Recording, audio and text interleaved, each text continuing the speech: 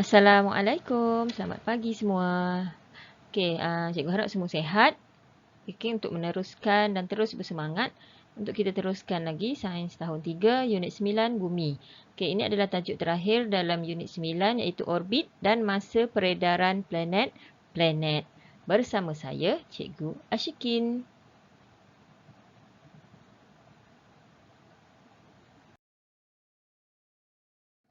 Okey, orbit planet. Okey, kalau kamu pernah lihat atau menonton video-video tentang dokumentari tentang sistem suria ataupun pernah kamu dah lihat video-video cikgu sebelum ni, okey, kamu akan dapati ada garisan.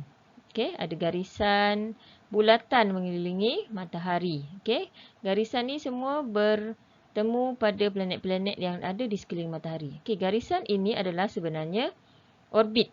Okey, menunjukkan orbit. Apa dia orbit?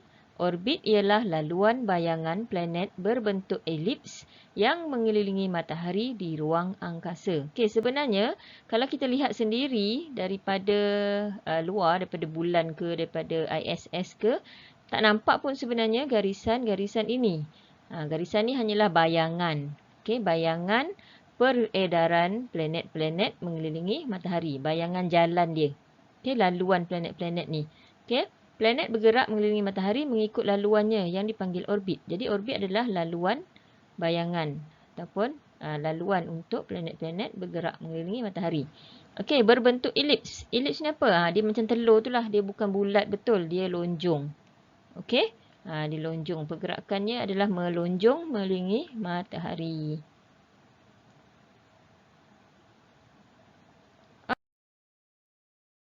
Okey. Semua planet beredar mengelilingi matahari mengikut orbitnya. Kalau kat sini nampak lebih jelas lah. Semua planet-planet ni, macam Utarit, dia ada orbit dia berbentuk elips. Dia lonjong semua ni. Okay. Kemudian Utarit, Bumi, Zurah, apa lagi ni? Mustari, Marikh, okay, Zuhal, Uranus dan Neptun. Semua ada orbit mereka sendiri. Okey. Tapi kalau tengok betul-betul tak adalah sebenarnya garisan ni. Ini garisan ni dibuat sebagai bayangan untuk lebih menampakkan lagi laluan planet-planet ni mengelilingi matahari. Okey, daripada orbit ni kita tahu semakin dekat jarak planet dengan matahari, maka semakin kecil saiz orbit dia. Tengok Utarit ni dia paling dekat. So, dia punya saiz orbit ni yang bulat ni paling kecil lah. Okey. Bila semakin jauh, contoh Neptun. Neptun adalah planet yang paling jauh daripada matahari. Jadi, saiz orbitnya adalah yang paling besar. Okey.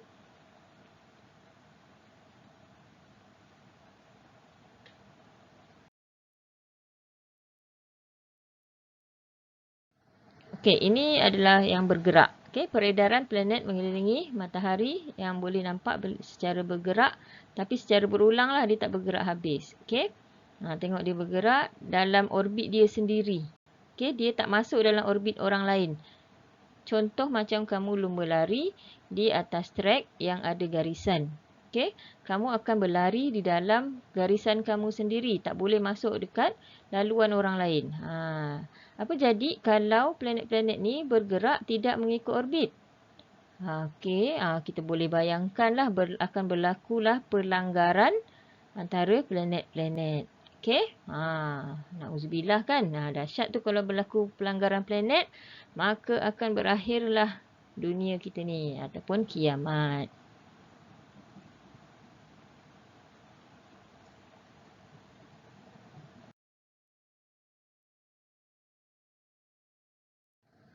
Okey, masa peredaran planet. Okey, masa yang diambil oleh setiap planet membuat satu peredaran lengkap mengelilingi matahari adalah berbeza. Okey, kalau tengok tadi orbit tadi masa peredaran planet berkait rapat dengan orbit. Okey, semakin dekat planet dengan matahari atau semakin kecil orbit planet tersebut, maka semakin pendek masa yang diambil untuk mengelilingi matahari. Okey, so setiap planet mempunyai masa peredaran yang berbeza. Dia mengambil masa yang berbeza.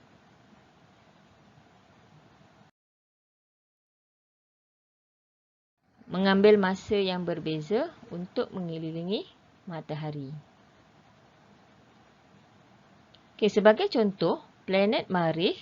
Okey, kalau tengok planet Marikh kat sini, dia selepas bumi, iaitu planet yang keempat adalah lebih jauh lah daripada bumi. Sebab bumi ni planet yang ketiga.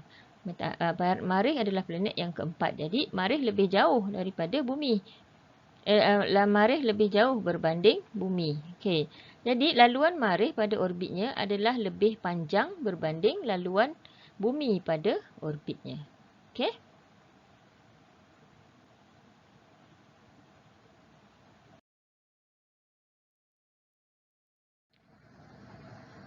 Okey, kesimpulannya, semakin bertambah jarak kedudukan sebuah planet dari matahari, maka semakin bertambah masa yang diambil oleh planet tersebut untuk mengelilingi matahari. Okey?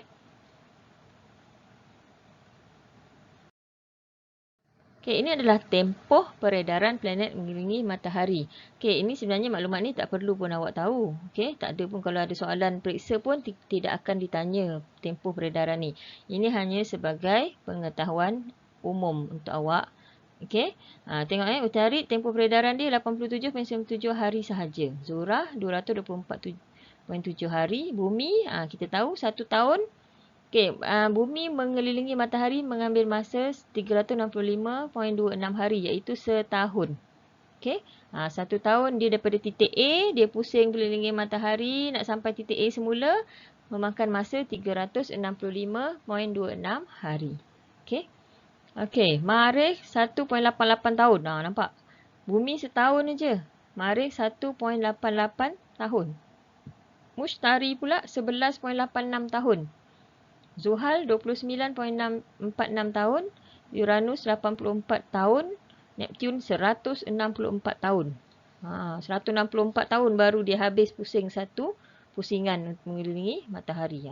Okey. Itu menunjukkan bahawa Neptun paling jauh dan lebih besar orbitnya. Okey.